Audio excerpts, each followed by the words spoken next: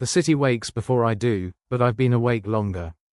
4:30. The sky outside my window is the color of charcoal soaked in indigo, and somewhere beyond the rooftops a lone crow calls.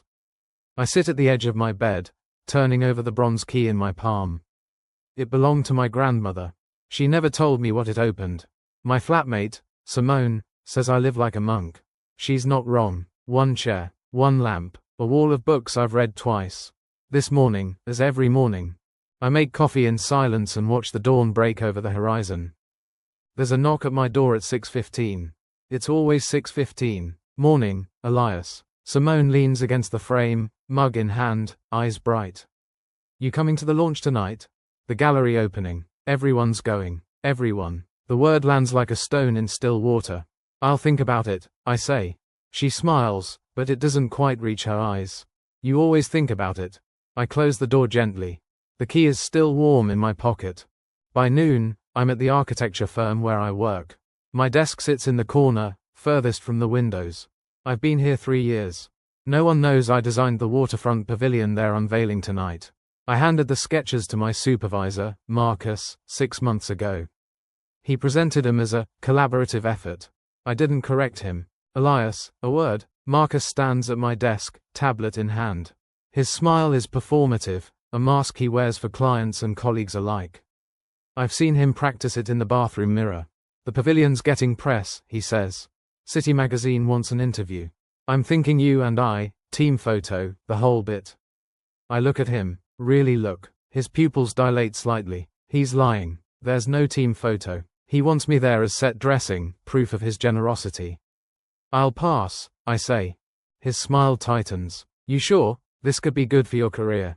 I'm sure. He leaves. The key in my pocket feels heavier. At lunch, I walk to the old chapel on the edge of the industrial district.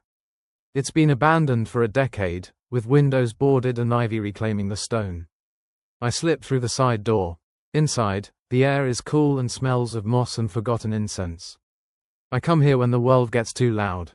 There's a woman sitting in the third pew. I freeze. She doesn't turn. I didn't think anyone else knew about this place, she says. Her voice is low, with a texture like worn leather. I should leave. I don't. I come here to think, I say. So do I. She turns, and I see her face for the first time. Sharp cheekbones. Grey eyes that hold too much. I'm Iris. Elias. We sit in silence. It's the kind of silence that has weight, that asks nothing and offers everything. After 10 minutes, she speaks again. Do you ever feel like you're living in a city full of echoes? Everyone performing some script they didn't write. I pull the bronze key from my pocket. Run my thumb over its worn teeth. Every day. She glances at the key. What does it open? I don't know yet. She smiles. It's the first real smile I've seen in months. That evening, I stand outside the gallery. Through the glass, I can see Marcus holding court, gesturing at the model of the pavilion, accepting congratulations. Simone is there, laughing with a cluster of colleagues.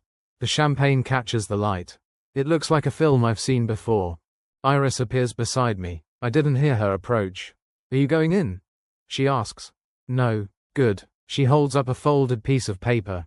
I found something. At the chapel, there's an inscription on the altar.